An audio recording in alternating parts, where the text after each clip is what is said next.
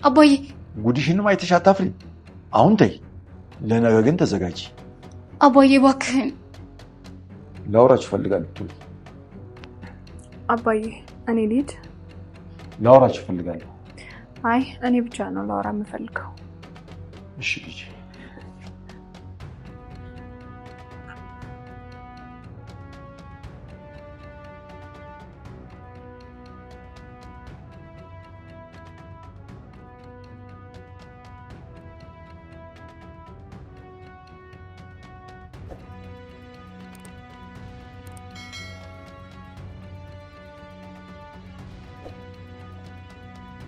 ልጄ ትሁቴ ደህና አይደለሽ?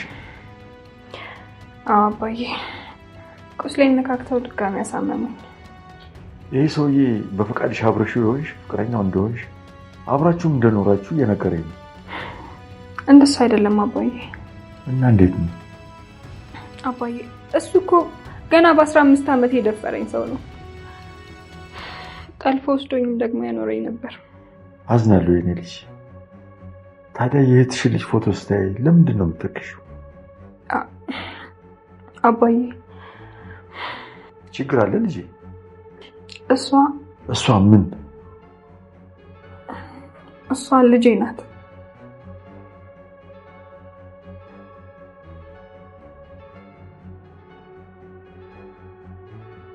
የትሁት ጭንቀትና ፍርሃት ለልጇ ነው። ተመስገን መልእክት እንዲሆናት ብሎ ቤቷ ድረስ ለማስፈራሪያ የላከላት ፎቶግራፍ ትሁት በሰዓቱ ደንግጣ የእህቴ ልጅ ናት ብላ ዋሽታ የነበረ ቢሆንም ነገር ግን የአብራኳ ክፋይ የራሷ ልጅ ናት። ትሁት አሁን ላይ ጭንቀቷ ተመስገን ከራሷ አልፎ ልጇንና ቤተሰቧን እንዳይጎዳባት ነው። ተመስገን የትሁት ልጅ ወላጅ አባት ነው። ትሁት ፈልጋ ያደረገችው ነገር ሳይሆን ተመስገን አስገድዶ ደፍሯት የተፈጠረ ነገር ነው። ችግር መፍጠር የማይሰለቻት ቲናም በተመስገን አማካኝነት ያሳገተችው ዶክተርን ለማስጨነቅ ትሁትን አስገድዳ ወደ ቦታው አብረው ሄደው ነበር። አባዬም በጥንቃቄ ተከታትለው ቦታውን ካጣሩ በኋላ ወደ ውስጥ ገብተው በድፍረት እንዲሁም በጀግንነት ተመስገንን ታግለው ጥለው ትሁትንም ዶክተሩንም ነፃ አውጥቷቸዋል። ወደ ውጪ ከወጡም በኋላ ዶክተሩ በንዴት ለምን እንደዚህ አይነት ችግር ውስጥ እንደከተተው አባዬን ሲጠይቀው እሱም አረጋግቶ ይቅርታ ጠይቆ በድጋሚ እንደዚህ አይነት ችግር ውስጥ በሱ ምክንያት እንደማይገባ ቃል ገብቶለት ይለያያሉ። ተመስገንም ከወደቀበት ተነስቶ አቧራውን እያረገፈ ባለበት ቲና ሆነ ብላ አባዬ ግን ጀግና ነው ጠቀለለህ እኮ አስበህዋል ወጣት ቢሆን ብላ ስትለው ተመስገንም ተናዶ ዝም በይ ይህንን ምላስሽን ማትሰበስቢ ከሆነ እቆርጥልሻለሁ ብሎ ያስፈራራታል።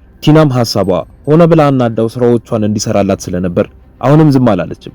ወንድነትን ሴት ላይ ብቻ ነው እንደምታሳየው በዚያ ያያዘህማ ከካሌብ ጋር ብትጋጠም አትችለውም ብላ ስትለው ተመስገንም ተናዶ ድጋሚ እዛ አካባቢ እንዳላይሽ ብሎ ያባርራታል። አባዬና ትሁትም ቤታቸው ገብተው ስለ ቲና ጉዳይ ማውራት ይጀምራሉ። አባዬም ቲና ከዚህ ቤት ዛሬ ነው የምትወጣው ብሎ ሲላት ትሁትም ምን አግኝታ ነው የምትወጣው? እስኪፋቱ ድረስም ቢሆን እኮ እዚሁ ነው የምትኖረው፣ ማስረጃውንም ከካሜራው ላይ አጥፍተዋለች ብላ ስትለው አባዬም ስለዚህ ብዙ አትጨነቂ፣ አንቺ ከዚህ ቤት ስታስወጫት ነው ማየት የምፈልገው ብሎ ይላታል። በዛን ሰዓት ተመስገን ካሌብ ሰፈር ቁጭ ብሎ እየጠበቀው ነበር። ካሌብም ወደ ቤት ሊገባ ሲል ተመልክቶት አጠገቡ ከደረሰ በኋላ ተመስገን ምን ፈልገን የመጣኸው ብሎ ሲለው ለነገሮች ግድ የማይሰጠው ተመስገንም አንተን ነው የፈለኩት ብሎ ይለዋል። ካሌብም በንግግሩ ተገርሞ ማስመሰል ላይ በጣም ጎበዝ ነህ ብሎ ሲለው ተመስገንም ካንተ የተማርኩት ትሰማለህ፣ ቲናንም ሰራተኛ አድርገህ ነው ያንተ የሆነችው፣ ነገር ግን ትሁት የኔ ሚስት ብቻ ናት ብሎ ሲለው ካሌብም በሁኔታው ደንገጥ ብሎ ይኸውልህ ኋላ ቀራቱን እሷ አትፈልግህም በቃ ተዋት ብሎ ሲለው ተመስገን ንዴቱ ብሶ ፊቱም ደም ለብሶ ይኸውልህ አንገትህን ቆርጬ ለአባትህ ነው ምልክልህ ብሎ ያስፈራረዋል። ካሌብም ለማ ለኔ አባቴን አታውቀውም ማለት ነው ብሎ ሲለው ተመስገንም አይ አትሳሳት በደንብ ነው ማቀው አባትህ እንዳንተ ቦቅቧቅ አይደለም ብሎ ይለዋል። ካሌብም ተናዶ ይኸውልህ እንዳንተ ስራ ፈት አይደለም እንጂ ካፈር ነበር መደባለቀ ብሎት በፍርሃት እየተንቀጠቀጠ ጥሎት አልፎ ወደ ቤቱ ይሄዳል። አቤት እንደገባ አባዬን ቁጭ ብለው ነበር ያገኙት። የካሌብን ሁኔታ ልክ እንዳልሆነ ያስተዋሉት አባዬም ምን ሆኖ የዚህን ያህል እንዳላበው ይጠይቁታል። ካሌብም እኔ ሳልደርስበት በሰላም ባለሁበት መቶዛቻ ብሎ ስለተመስገን ለአባዬ ይነግራቸዋል። አባዬም ምን ነው ታዲያ በዛቸው ምክንያት ፈራህ እንዴ ብለው ሲጠይቁት ካሌብም እየተንተባተበ ቆይ ማንን ነው መፈራው ደግሞንስ ብፈራስ አይገባኝም ብሎ ሲላቸው አባዬም ተናደው ወልጅ ያሳደግኩት ወንድ ልጅ ነው አይደል እንዴ ብለው ሲሉት በተመስገን ዛቻ በጣም ስጋት ውስጥ የገባው ካሌብም ቆይ ወንድ የወለድክ እንደሆነ መሞት አለብኝ እንዴ ብሎ ይጠይቀዋል። አባዬም ቆይ አንተ በእጅህ ገንፎ ይዛሃል እንዴ ትሁትን ማዳን አትፈልግም? ደግሞ ወቀው መቼም ቢሆን የትሁት አይነት ሴት የትም አታገኝም።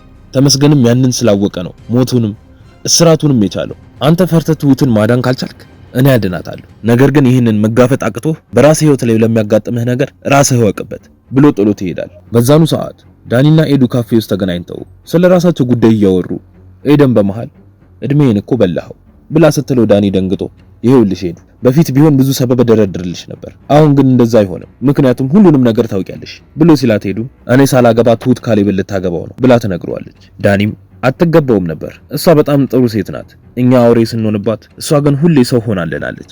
አንድ ሰው ራሱ ሰው ምን ይመስላል ብሎ ቢጠይቀኝ ሰው መሆን እሷን ይመስላል ብዬ ነበር እምላት ብሎ ሲል ሄደንም ካሌብም ቢሆን እኮ ጨዋ ነው፣ በዛ ላይ ቆንጆ ስራም አለው፣ በየትኛውም ሰዓት ላግባቢል ማግባት ይችላል ብላ ስትለው ዳኒ ተናዶ የምወዳት ሄደን እየደበዘዘችብኝ ነው በይ በቃ ቻው ብሎ ጥሏት ይሄዳል። ዳኒም በንዴት አንድ መንገድ ዳር ላይ ተክዞ ተቀምጦ ባለበት ከኋላ ተመስገን ይመጣና አጠገቡ ይቀመጣል። ቀጥሎም እንዴት ነህ ልጅ ዳኒ? አሁን ማንነት አይጠቅምህም፣ ግን አሁን አንድ ነገር ላስጠነቅቅህ ነው የመጣሁት። ሚስትህን ተይ በላት፣ በማያገባት ገብታ ነገሮችን እየፈተፈተች ነው። እሷ ችግር ውስጥ ብትገባ አንተ ዝም አትልም አይደለ? ያ ማለት ደግሞ አንተም የኔ ጠላት ሆንክ ማለት ነው ብሎ ሲለው ዳኒም ወንድሜ ከዚህ በፊት የተፈጠረውን ምንም ነገር አላውቅም፣ ነገር ግን ለሷ እኔ ይቅርታ ጠይቃለሁ፣ ከዚህ በኋላም ቢሆን እንደማታስቀይምህ ቃል እገባልሃለሁ ብሎ ተነስቶ ይሄዳል። በዛ ሰዓትም ቲና ቤት ውስጥ ቁጭ ብላ ባለችበት ትሁት ሙሉ ልብሶቿን ሰብስባ መጣ ፊት ለፊቷ ትጥለዋለች። ቲናም ምን ነው ግን ያዙኝ ልቀቁኛልሽ፣ እኔና ካሌብ እኮ ገና አልተፋታንም ብላ ስትላት ትሁትም ይሄውልሽ ወረቀቱን ከፈለክሽ ሲርብሽ ቀቅለሽ ቢዩ፣ ዋናው ከቤት መውጣትሽ ነው። አሁን አልወጣም ካልሽ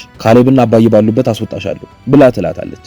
ቲናም ተናዳ ቆይ ግን ካሌብ የምር አንቺን የሚያገባሽ ነው አይደል የሚመስልሽ? ቦታሽን ወቂ እሺ ብላ ስትላት ትሁትም አላመንሽም እንጂ እኮ አንቺና እኔ ቦታ ከተቀያየርን ቆየን። ያው ሻንጣም ይዘሽ አልመጣሽም፣ በፌስታል ይዘሽ እንደመጣሽ ፌስታልሽን ይዘሽ ውልቅ ብለሽ ትወጫለሽ ብላ ጥላት ትወጣለች። ቲናም ተናዳ ቆይ ምንድነው እንደዚህ የተማመነችው ነገር? ሳትቀድመኝ መቅደም አለብኝ ብላ በፍጥነት ወደ ተመስገን ቤት ትሄዳለች። እዛ እንደደረሰችም ትሁት ካሌብን ልታገባው እንደሆነ ወሬ ጨማምራ ለተመስገን ትነግረዋለች። እሱም በንዴት በፍጥነት ቤቱን ለቆ ይወጣል። ቀጥታ ወደነ ካሌብ ቤት ነበር የሄደው። ቤታቸው መግቢያ በር ላይም ቆሞ ይጠብቀዋል። ካሌብም ሲመለከተው ግራ ተጋብቶ አንተ ሰውዬ ቆይ ግን ለምንድን ነው ማትወይ ብሎ ሲጠይቀው ተመስገንም የኔ የሆነን ነገር ይዘህ ተወኝ ትላለህ እንዴ? ትሁት የኔ ናት ገባህ? ክብርና ልጅነቷን ለኔ ነው አሳልፋ የሰጠችኝ። አንተ አሁን መተ የምን ያዙኝ ልቀቁኝ ነው? ይኸውልህ ከዚህ በኋላ ላስጠነቅቅህ አልመጣም ብሎ አስፈራርቶ ጥሎት ይሄዳል። ካሌብም በንዴት ስሜቱ ላይ እንዳለ ወደ ቤት ይገባል። ሁኔታውን የተመለከተችው ትሁትም ምን ነው ችግር አለ እንዴ ብላ ትጠይቀዋለች። ካሌብም አስመሳይ ሰው በጣም ነው የምጠላው፣ ቆይ ግን ፈልገሽው ነው ብሎ ሲላት ትሁትም ተናዳ ቆይ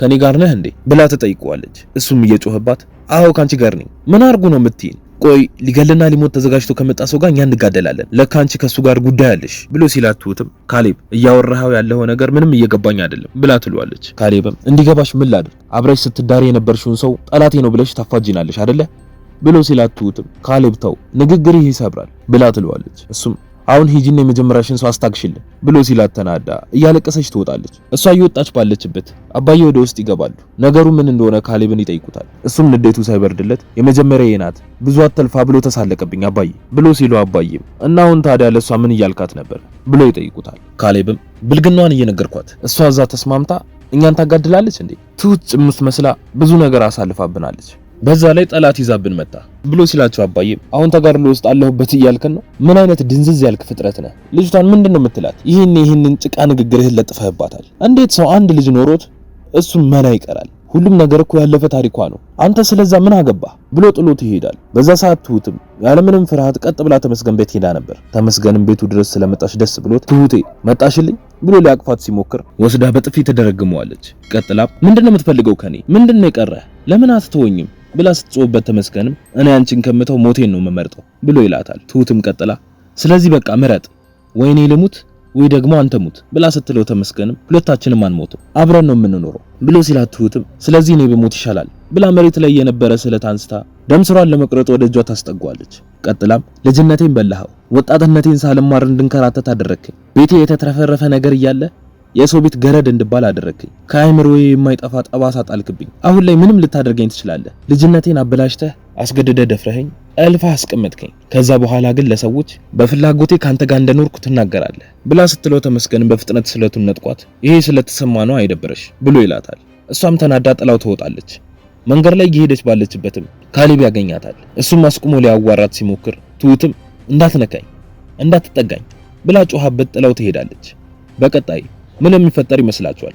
ሐሳብ አስተያየታችሁን ኮሜንት ላይ ጻፉልኝ። የምንለቀው ቪዲዮ ለብዙ ሰዎች እንዲደርስ ላይክ እንዲሁም ሼር ማድረግ አትርሱ። የምንለቀው ቪዲዮ በፍጥነት እንዲደርሳችሁ የደወል ምልክቱን መጫን አትርሱ። በቀጣይ በሌላ ክፍል እስክንገናኝ እስከዛው በሰላም ቆዩ።